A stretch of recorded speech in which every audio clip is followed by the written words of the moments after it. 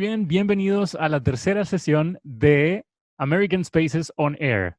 Este es un podcast realizado entre el American Academy of Science and Technology de la Universidad de Talca y el Instituto Chileno Norteamericano de Cultura en Santiago. Muy bien, hoy nos acompaña Ingrid Carabacho. ¿Cómo estás, Ingrid? Bien, muy bien, muchas gracias. Qué bueno, muy bien. Como para conocerte un poco, Ingrid, tú eres bioquímica, doctora en ciencias con mención en biología celular y molecular, directora de investigación de la Universidad Católica del Maule y miembro de la Sociedad Chilena de Reproducción y Desarrollo. Muy Exacto. bien. Mi primera pregunta, me gustaría saber a qué edad surgió tu interés por estudiar bioquímica y por qué.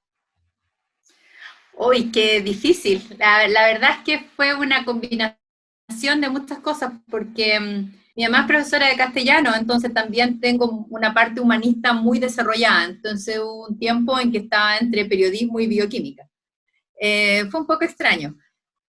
Cuando era muy niña, mi papá me regaló primero una lupa, que ahí empezamos un poco porque me decía que dibujara insectos y todo eso, luego fue un microscopio, entonces ahí ya fue un poquito más avanzado cuando era más grande. Sin embargo, cuando llegué a la educación media, desarrollé mucha curiosidad, digamos, por entender fenómenos naturales, por entender tanto cosas de ciencias naturales como de física o química. Y entonces pensé que en realidad mi línea de vida tendría que ser la investigación.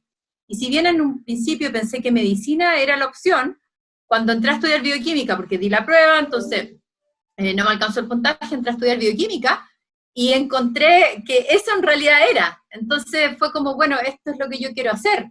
Definitivamente fue como un amor increíble y yo empecé a trabajar en laboratorio desde el primer año de bioquímica. Siempre le cuento a mis estudiantes, primero lavaba tubos de ensayo, después entonces ya me dieron tareas más avanzadas a medida que iba subiendo en los años de la carrera, pero para mí es natural estar en un laboratorio. No me imagino la vida de otra manera.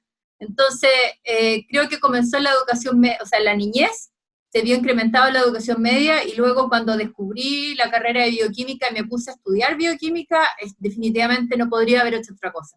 Es así de simple. Súper, muy bien. Luego de eso, participaste en el Congreso de la Sociedad Americana de Biofísica. Ah, ¿Dónde tuvo lugar este congreso? Este congreso fue en Baltimore. Yo, cuando fue ese congreso, estaba en el último año del doctorado.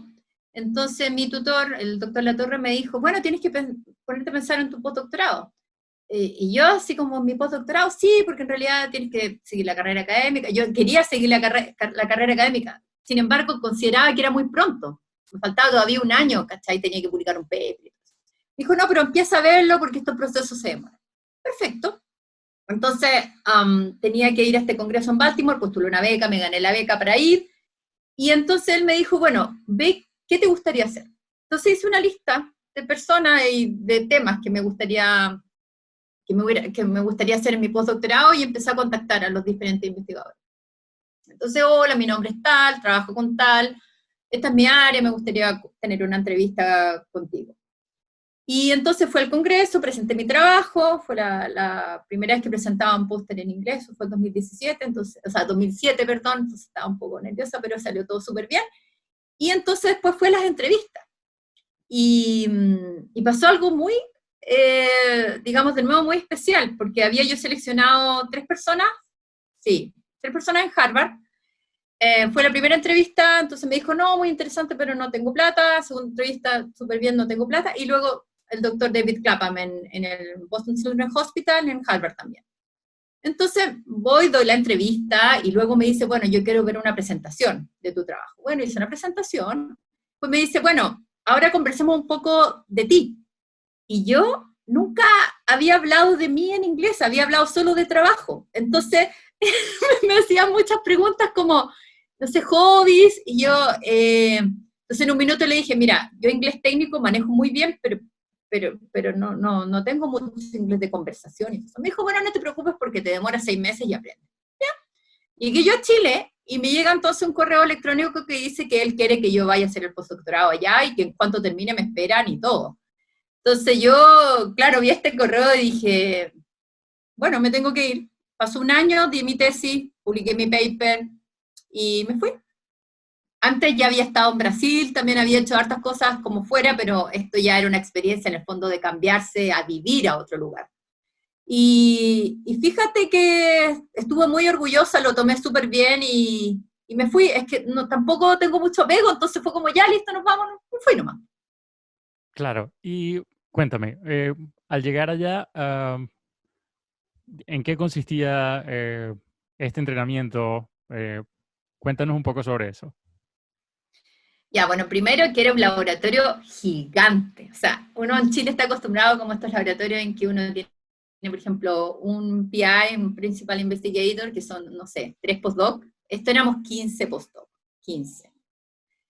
Era un piso completo. Entonces, muchas salas de distintos tipos para hacer distintos tipos de experimentos, muchos técnicos de laboratorio, pero lo más increíble y lo más bonito era que había gente de todas partes del mundo. O sea, los técnicos de laboratorio eran una pareja de rusos, la persona que estaba al lado mío era canadiense, al otro lado había una colombiana, más allá había una persona de Estados Unidos. Eh, Tuve compañeros que de todas partes del mundo, de Francia, de África, ¿qué más está? En general, en Alemania. Entonces, era un ambiente muy, muy diverso, Turquía. Entonces, las reuniones de grupo, éramos hartos, con muchos temas distintos de investigación, eran súper intensas, porque uno quería entender lo que el otro hacía, entonces trataba de seguir la línea, porque además eran temas distintos. Lo único que teníamos en común era que todos trabajamos con unas proteínas que se llaman canales de iones, pero en distintos sistemas fisiológicos. Entonces, algunos canales de iones en el corazón, otros canales de iones en el espermio, otros canales de iones en los ovocitos.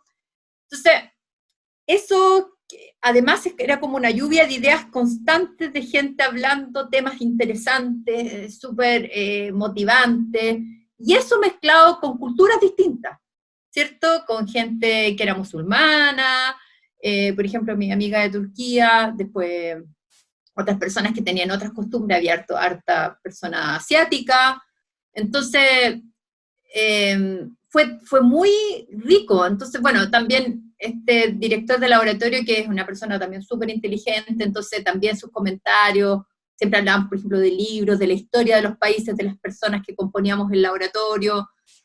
Fue muy intenso, la verdad, y estar en Harvard es una experiencia en sí increíble, porque uno ve premios Nobel dando charlas. Eso era súper común. O sea, había como digamos, un fichero, esta semana está tal persona, o gente, no sé, referentes internacionales. Entonces, en términos intelectuales, no sé si es posible hacerle el peso a haber tenido esa experiencia.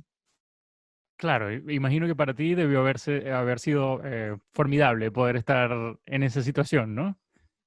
Teniendo, Exacto. sí, participando con colegas que venían de diferentes realidades culturales, y asumo que toda la comunicación se daba en inglés.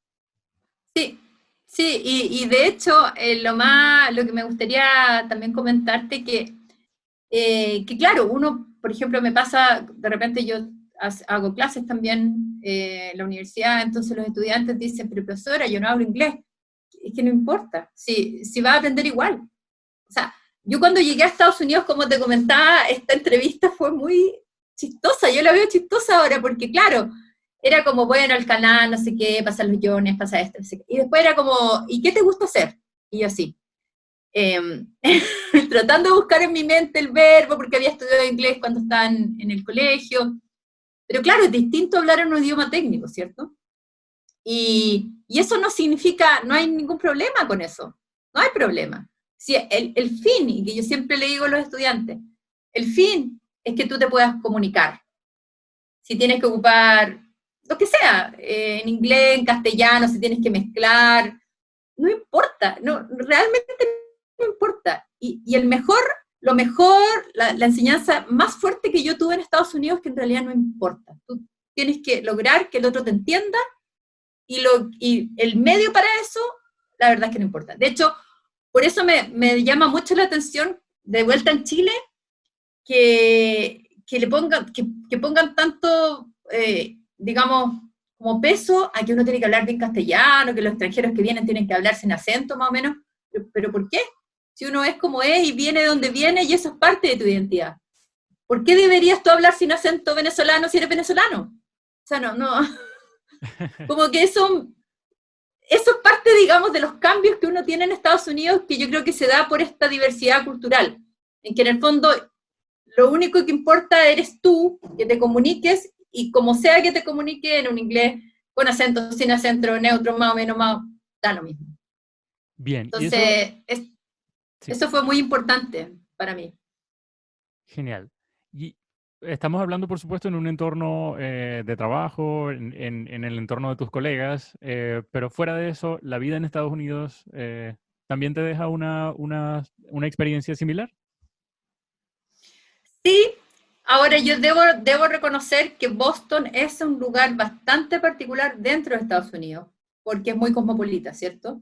Y porque está toda esta cosa muy académica. O sea, de hecho, la otra vez me acuerdo que leía que no sé cuánto es el porcentaje de PhD que hay en Boston, es súper alto. O sea, de como 10 personas, no me acuerdo cuántas, tienen un doctorado. Entonces, el componente académico es muy importante. Sin embargo, creo que esa diversidad es parte de la experiencia de haber vivido en Estados Unidos. Ahora, no sé cómo será vivir en Arkansas, me imagino que debe ser distinto. Ahora, yo cuando estaba en Estados Unidos viajé bastante dentro de Estados Unidos. Entonces fui a San Francisco, que básicamente tiene un ambiente muy parecido a Boston. Estuve en Albuquerque, en New México. Estuve también a ver, ¿dónde más estuve? Estuve en bastantes lugares en Florida, de vacaciones. Entonces, conocí bastante, y si bien hay áreas que son más, digamos, con menos diversidad, creo que en general la parte que me tocó a mí era muy distinta, muy cosmopolita, y eso, además que, por ejemplo, eso llevó a que, por ejemplo, no sé, tuviera una amiga que se casó con un indio, entonces me invitó a su matrimonio y fue a la India, ¿cachai? Estuve viajando ahí 2 semanas en la India. Ya después, no sé, mi mejor amiga era alemana, pero ahora vive en Inglaterra. Entonces ya súper bien, hablamos siempre, y ella cuando yo estaba en Dinamarca, porque después me fue a Dinamarca, me fue a visitar a Dinamarca. Entonces como que genera un ambiente que es muy diverso. Y eso yo creo que, no sé si se da en toda parte de Estados Unidos, pero particularmente en Boston, sí. Genial. Muy bien.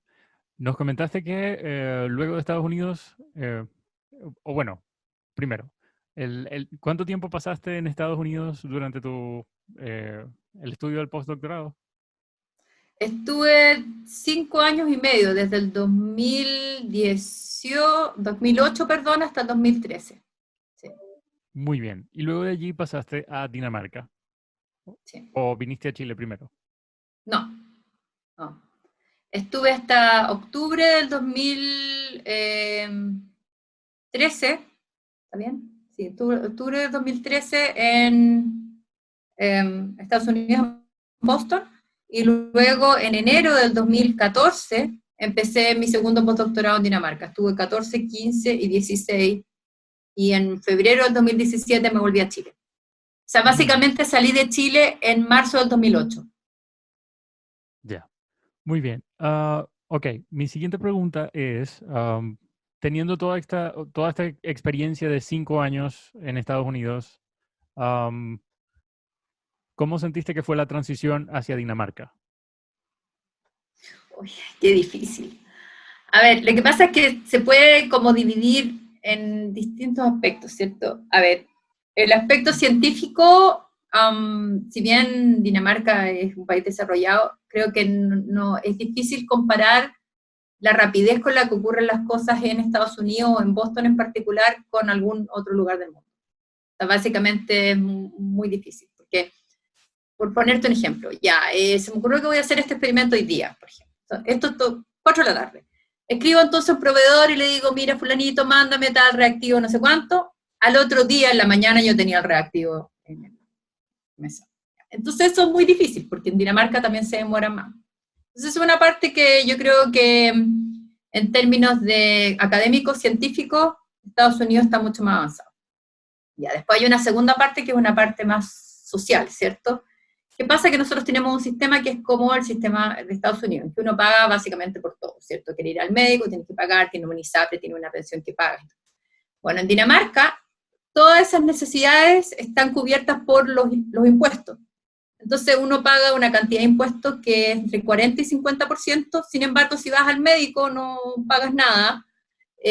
No sé, está todo muy regulado en términos de bienestar, y de un bienestar con alto, en el sentido de que, por ejemplo, una vez fuimos a ver viviendas sociales y, no, o sea, eso en Chile yo creo que no clasifica como una vivienda social.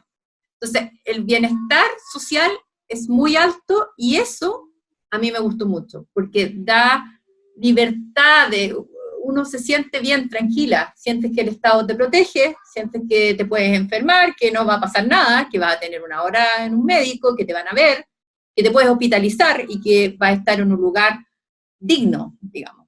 Entonces, ahí en ese sentido Dinamarca supera infinitamente al sistema de Estados Unidos. Y hay una un tercer carril que tiene que ver con diversidad. Y ahí Estados Unidos supera a Dinamarca, porque en Dinamarca yo estuve en una ciudad que se llama Aarhus, la segunda ciudad más importante de Dinamarca, y fue muy divertido, porque cuando yo postulé, me dijeron, este es un lugar muy cosmopolita, aquí tenemos gente de todas partes. Y dije, súper, voy a llegar y va a ser como Boston. Entonces llego, entro, y como que veía pura gente de Dinamarca. Entonces, bueno, a lo mejor tuve mala suerte. Entonces voy a mirar a ver si hay más gente, y eran todos más o menos homogéneos. Entonces, bueno, le pregunto a mi tutora, digo, bueno, ¿y dónde están las personas de los otros lugares? Me dice, no, si en el piso hay una persona de Venezuela. Okay. En todo el piso, con todos los laboratorios. Y yo, y me dijo, y en el primer piso tenemos 2 asiáticos. Super. Muy bien. Entonces, claro, después al final me acostumbré y lo pasé súper bien, y además me gustó mucho la cultura danesa, que hay un cuarto carril que tiene que ver con el respeto a la privacidad y a las horas de ocio. Entonces, uno trabaja desde las 8 hasta las 5 en una jornada de 37 horas laborales, y no es bien visto que te manden correo fuera del horario laboral, ni los fines de semana. Y, por ejemplo, lo otro que es súper interesante es que tú puedes decir, por ejemplo, no puedo ir a trabajar porque mi hijo está enfermo. Y nadie cuestiona que te quedes en tu casa porque tu hijo está enfermo. No hay cuestionamientos en cuanto a la privacidad. Entonces, eso es muy positivo. Y además hay mucho valor al tiempo que uno pasa fuera del trabajo. Entonces hay estos parques donde la gente hace asado y reuniones, y son muy concurridos. La gente invierte mucho tiempo en actividades de distensión fuera del trabajo. Que eso, por ejemplo, no se da ni en Estados Unidos, yo creo, ni en Chile tampoco. No. Encuentro que aquí estamos muy focalizados en trabajar. Dinamarca no es así. En Dinamarca hay mucho respeto por el tiempo fuera del trabajo. Muy bien. ¿Y de qué forma te ayudaron esas relaciones que tú lograste construir con otros profesionales en los Estados Unidos en tus siguientes proyectos, en Dinamarca y lo que vino después? Bueno, han sido fundamentales. Lo que pasa es que yo también he tenido mucha suerte, porque también el tutor de tesis que tuve en Chile es también reconocido mundialmente, entonces fue como una conjunción de buenos tutores.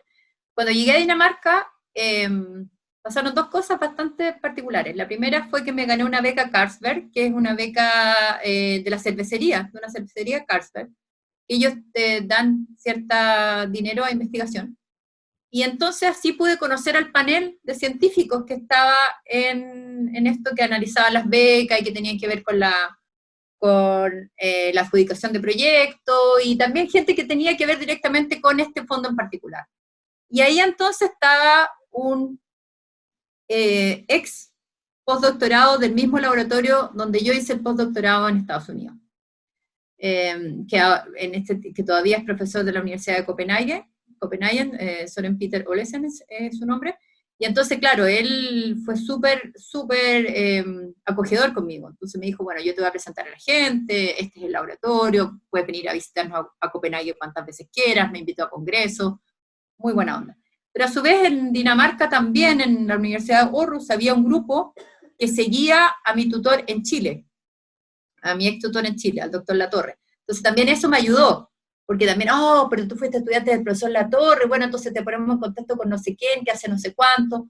Entonces, la parte de Estados Unidos funcionó muy bien en Copenhague, que es la capital de Dinamarca, y que también es más, en el fondo, hay más investigación, bueno, Aarhus también tiene harta investigación, pero me refiero a que hay más gente de distintos lugares. Copenhague es más diverso, digamos. Y en Aarhus, en la ciudad donde yo estaba, también me sirvió mucho el tutor que yo tuve en Chile.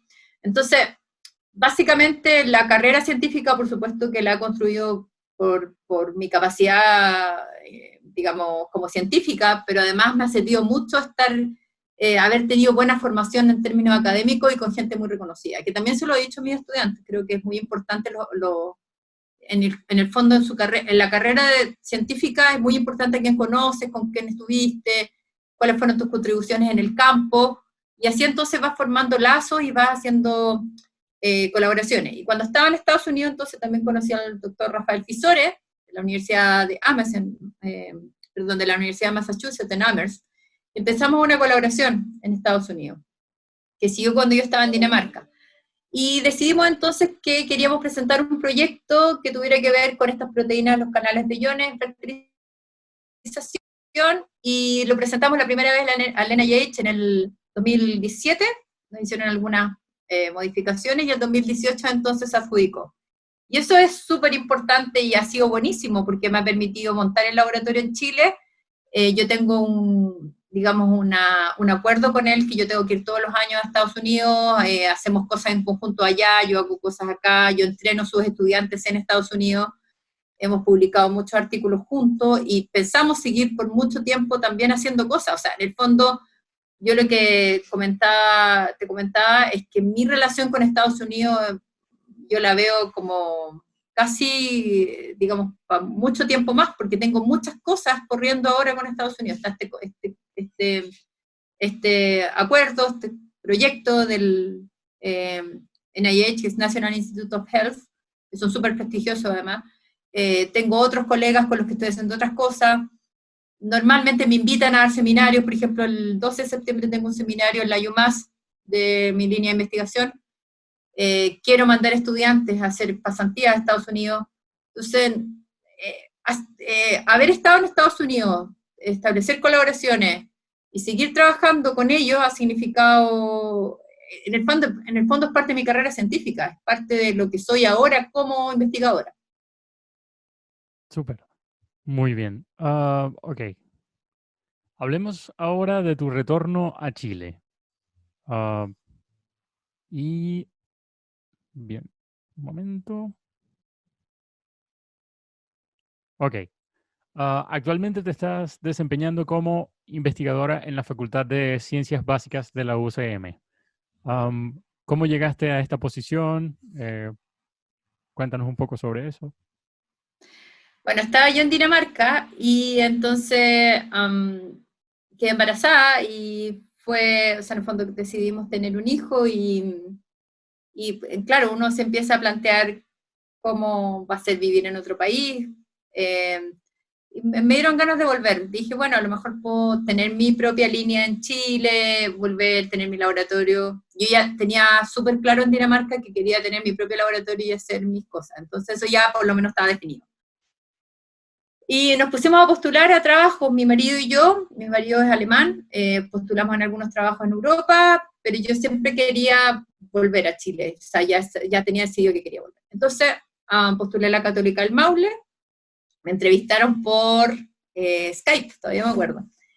Y claro, entonces, bueno, me ofrecieron este trabajo, pero me lo ofrecieron justo cuando había quedado recién embarazada. Entonces, por ejemplo, en enero del 2016, sí, me demoré como un año en irme, de hecho, Chile, en venirme. Y luego en marzo del 2016 yo vine a Chile y me entrevisté con el decano de la Facultad de Ciencias Básicas. Y le dije, mire, ustedes me aceptaron en esta posición, pero yo estoy embarazada. Entonces, si me vengo, no voy a poder ejercer porque voy a tener que estar con mi hijo o hija. Entonces me dijo, no, esperemos nomás que tengas tu hijo o hija en Dinamarca y luego vienes.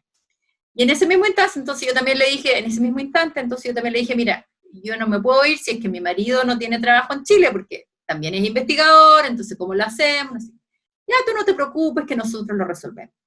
Pasó el año, llegó septiembre, mi hijo nació en agosto, y nosotros no teníamos respuesta, no sabíamos si Matías, mi esposo, iba a poder trabajar en Chile. Entonces yo escribo un correo, digo, mira, que si no, tengo que ver qué hacer. Y para diciembre se resolvió entonces una posición para mi marido y vendimos todo en Dinamarca, ya habíamos vendido todo en Estados Unidos, entonces ya era como, ya, no importa, todo de nuevo.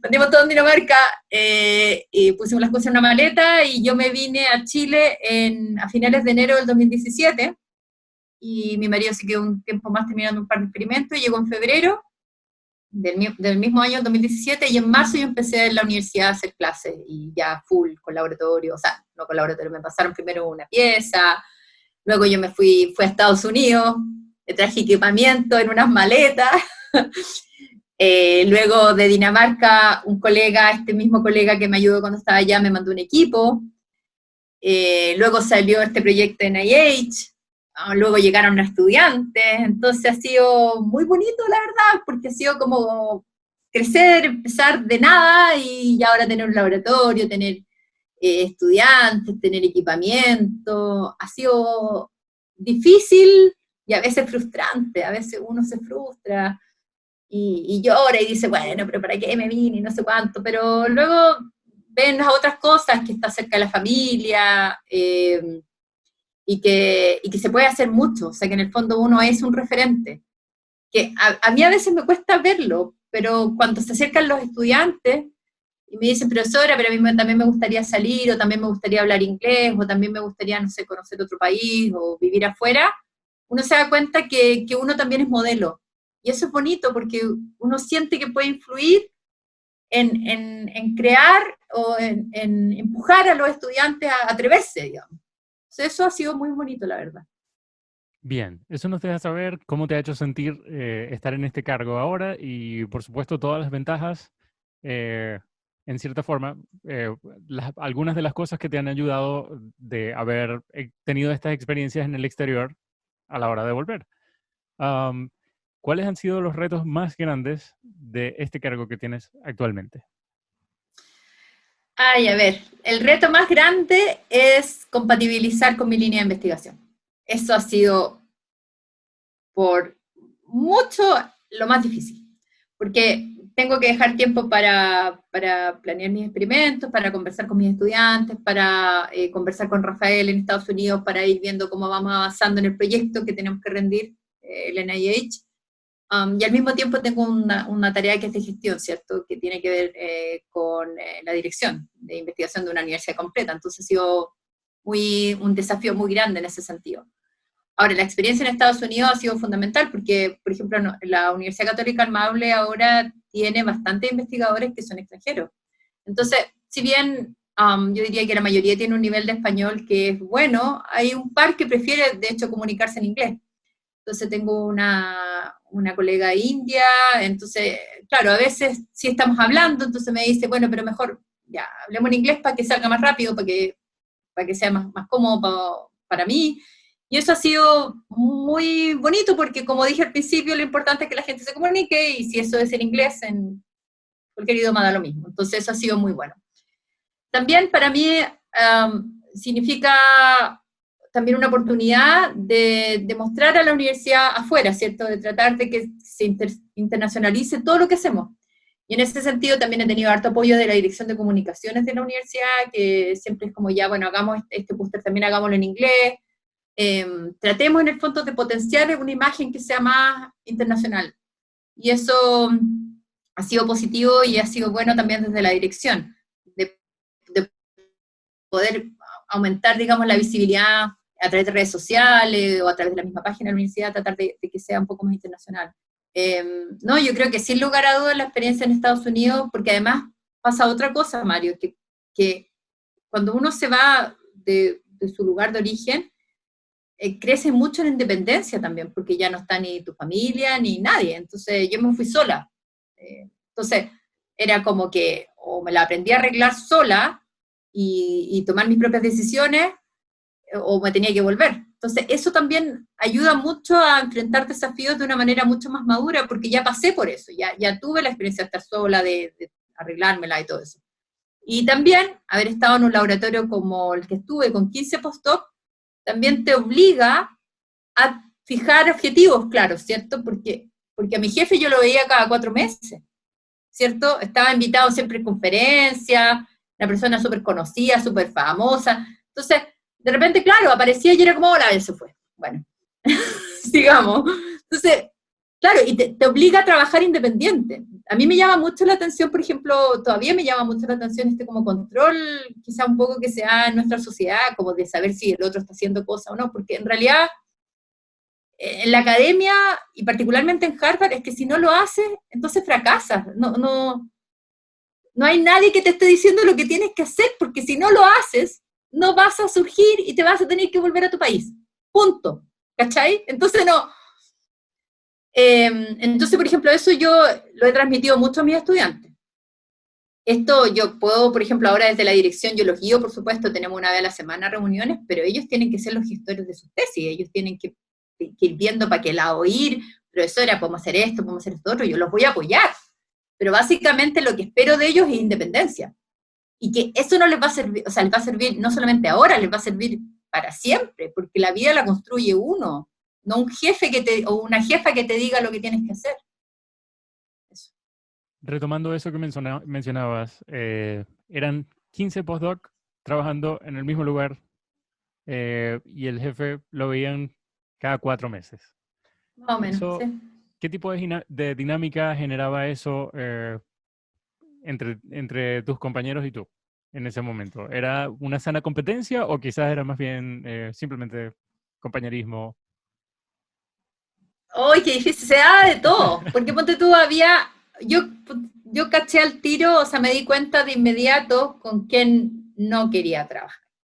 ¿Ya? Porque además está esto de Harvard, que todos quieren tener el paper súper espectacular, que todos quieren, cuando uno escribe un paper, el primer autor es súper importante porque es el que hizo el trabajo, el último autor siempre es el investigador principal del laboratorio, que en este caso era David Clapham. Entonces está esta cosa de que no, que yo quiero ser el primer autor, en que, o sea, había mucha competencia, mucha. Entonces, bueno, eso también ayuda a la personalidad, ¿cierto? Porque entonces uno o dice las cosas claras o también como que pierdes un poco. Entonces, yo claramente entendí que había gente con la que no iba a trabajar.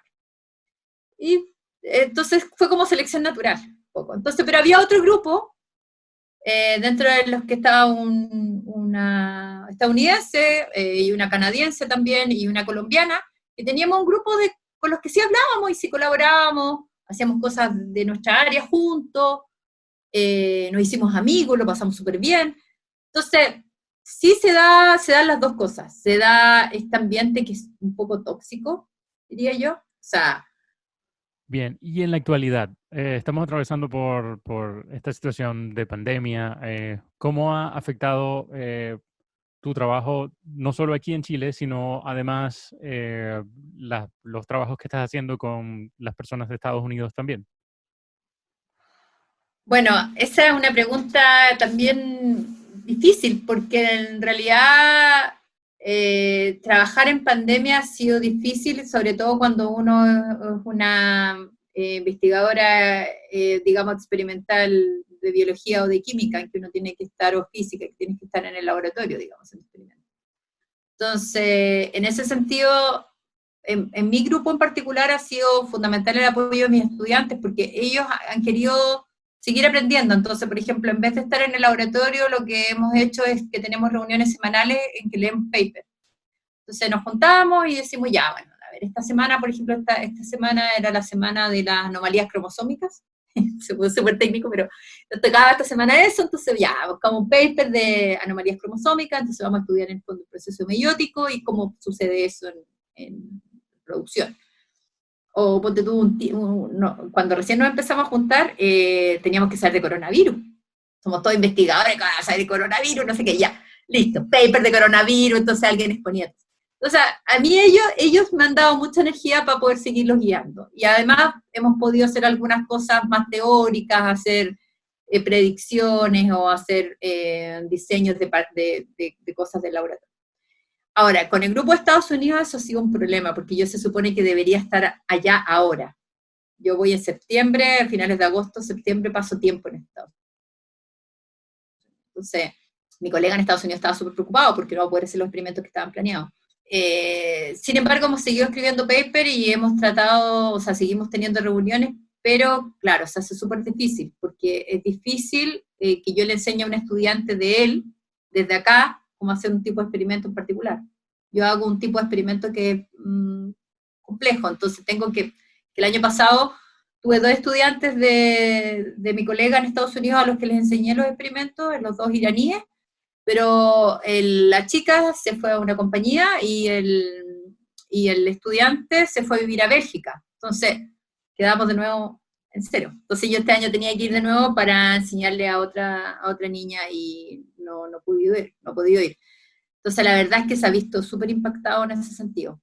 Hemos logrado salir a flote con experimentos que yo tenía de antes, que él tenía de antes, cosas que yo había hecho en Dinamarca, cosas que él había hecho en su laboratorio con su grupo, porque tiene muchas más capacidades que yo. Y ahora, por ejemplo, la UMass ya está abriendo algunos días para que la gente vaya a hacer experimentos, entonces eso nos ha permitido avanzar.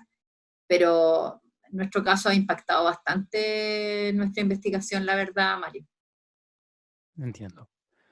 Ok. En cuanto a lo que estás haciendo con la UCM, ¿cuál es el potencial que ves en cuanto a las investigaciones?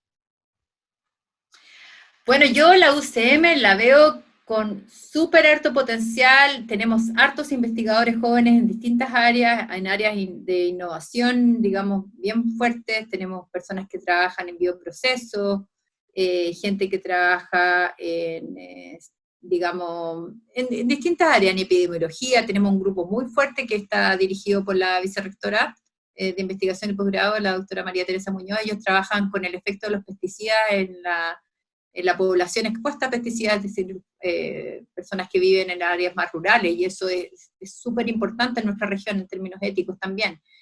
Tenemos investigadores que trabajan en ecología microbiana, que también es un tema que está muy, muy fuerte ahora de entender en el fondo estos microambientes que se dan en distintos lugares geográficos, sobre todo de nuestro país, que tiene una geografía que es tan diversa. Tenemos gente trabajando en comunicación animal, que también esos son un grupo bien importante. Entonces, la verdad es que la UCM, por ser una universidad más bien joven y que ha traído investigadores que tienen muy buen currículum y que también tienen muchas ganas de innovar y que también traen muchos contactos, porque en ese sentido, Mario, es claro que uno con contactos puede hacer más cosas también. Entonces, yo creo que la UCM tiene un potencial tremendo que espero ser capaz de digamos, ponerlo a la luz, de potenciar todo lo que estamos haciendo, de visibilizar todo lo que hacemos, porque la verdad es que estamos contribuyendo mucho a la región, con nuestra investigación y también en términos de ciencia básica también hacemos bastantes cosas bien potentes, bien importantes. Súper, genial.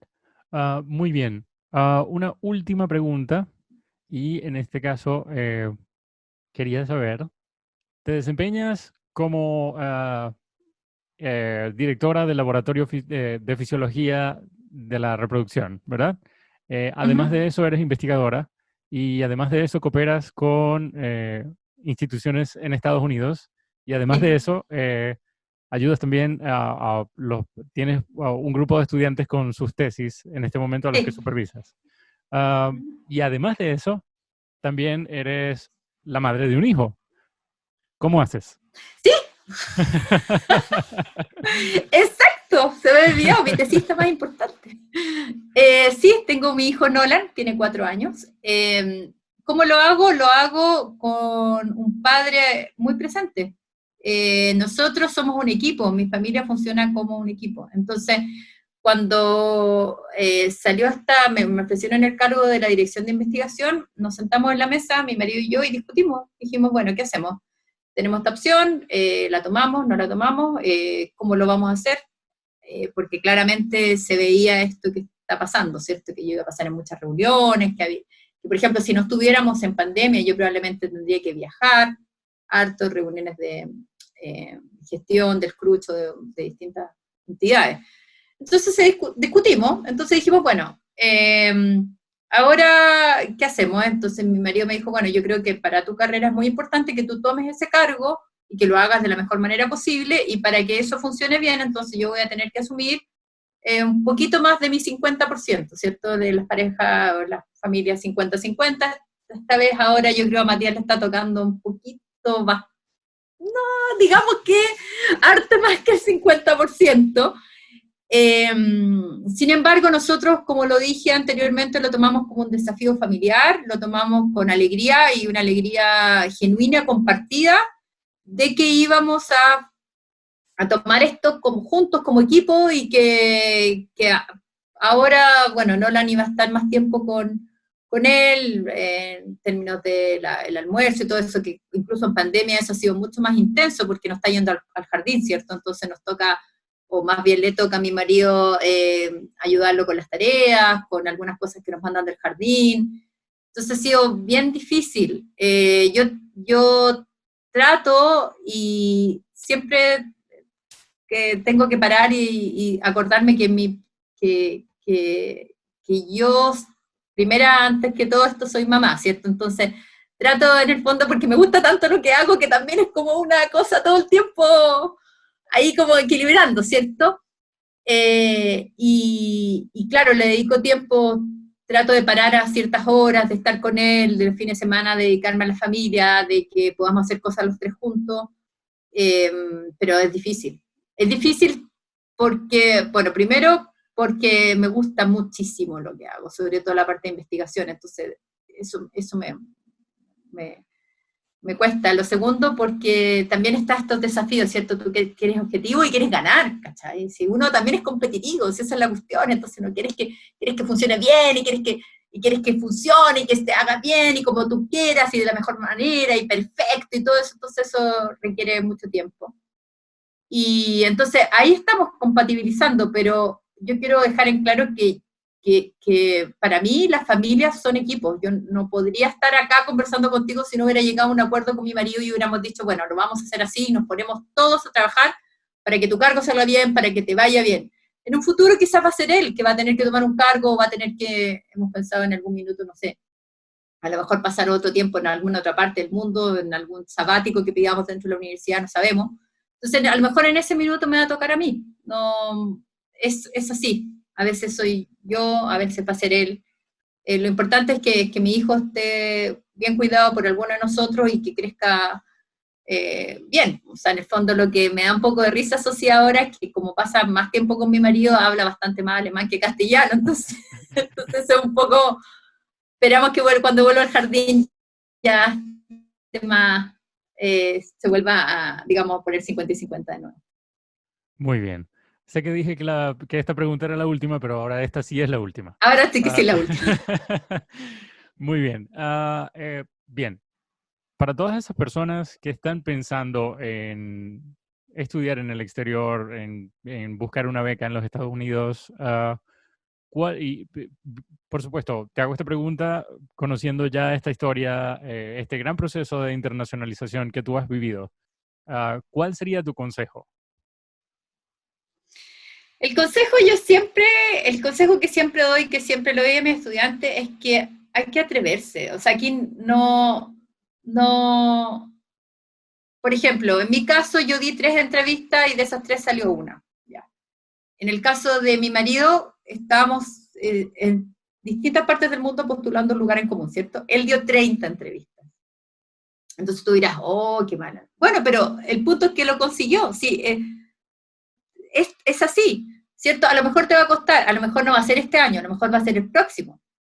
No importa cuánto te demores. tienes que atreverte y tienes que hacerlo, tienes que escribir correos. Los correos electrónicos, créanme, funcionan. De hecho, cuando yo me fui a Dinamarca, a la tutora en Dinamarca, yo la encontré por correo electrónico, o sea, la encontré en un sitio web de la universidad y le escribí un correo. Le dije, mira, yo me llamo Ingrid Carbacho, quisiera hacer un segundo postdoctorado en embriología, que era lo que trabajaba ella, en desarrollo embrionario, y quisiera entonces ver la posibilidad de hacerlo contigo. De ese correo entonces nació una invitación de parte de ella de que yo fuera a Dinamarca a ver el laboratorio y a conversar con ella a ver del proyecto que podíamos hacer juntas. Pero fue así, no es que, a ver, las cosas funcionan así, uno se atreve a escribir y tiene que hacerlo, no hay otra manera, eso es como uno va creciendo y como uno va forjando la personalidad y va a conseguir los objetivos que uno quiere, ¿cierto? Yo diría que eso es el consejo que yo les daría, atreverse, y lo otro es reconocer cuando, por ejemplo, a lo mejor, por poner un ejemplo, ya, a lo mejor yo no sé hablar inglés, bueno, pregúntale a quien tú sabes, tú tienes mejor alguna amiga, tienes la profesora que te puede ayudar. Yo he ayudado a estudiantes, digamos, a escribir correo, de hecho, a mis estudiantes yo los incito a, por ejemplo, cuando tenemos que pedir alguna cosa a Estados Unidos o digamos, necesitamos cierta información, les digo a ellos que escriban el correo. Porque en el fondo la idea es que tú te vayas exponiendo lo más que puedas. Y hay una cosa, Mario, el idioma en ciencia es en inglés. No podemos negar eso. Yo no puedo seguir adelante y decir, no, pero si no importa. Es que sí importa. Entonces, mientras antes, mejor. Yo aprendí inglés tarde, porque había tomado algunos cursos, pero digamos, aprender inglés aprendí cuando me fui a Estados Unidos. Entonces yo, cuando hago clases, primero las diapositivas de mis clases normalmente están en inglés. Segundo, los papers, les paso paper en inglés.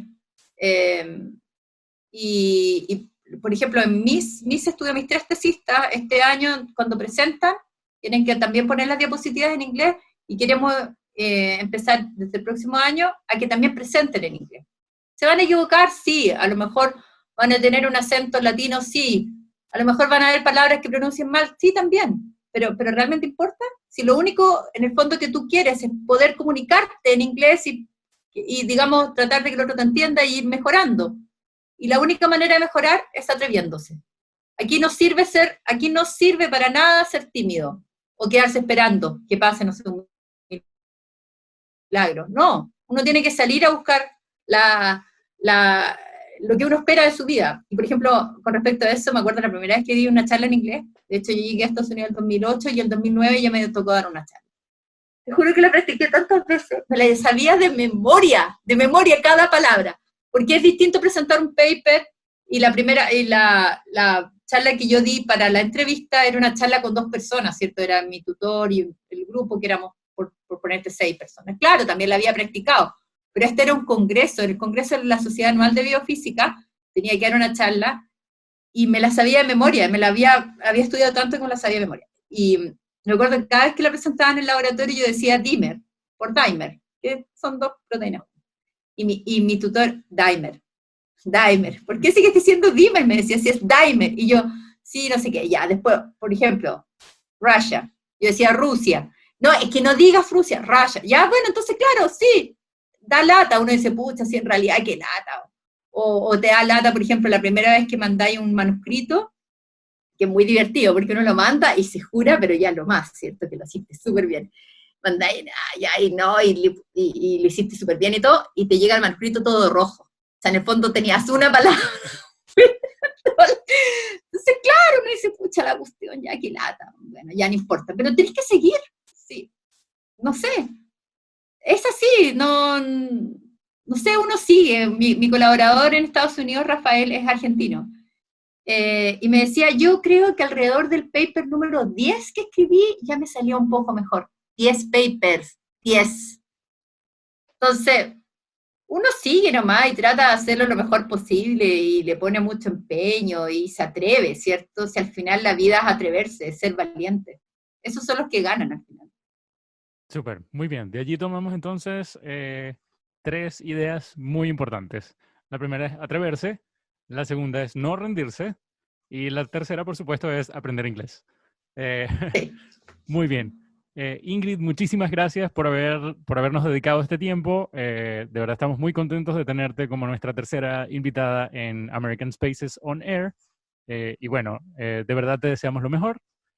Y sabemos que esta entrevista que tuvimos hoy va a ser útil para muchas personas. Así que, de verdad, muchas gracias nuevamente. Bueno, gracias a ustedes por invitarme y también decir, Mario, que me pueden contactar si hay estudiantes que a lo mejor, no sé, quisiera conversar conmigo o que dé una charla, que quieren motivar a alguna carrera o algún colegio. Perfecto, no hay ningún problema.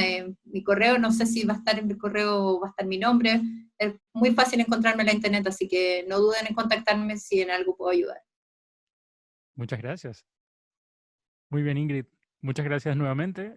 Y bueno, gracias a todas las personas que vieron esta entrevista.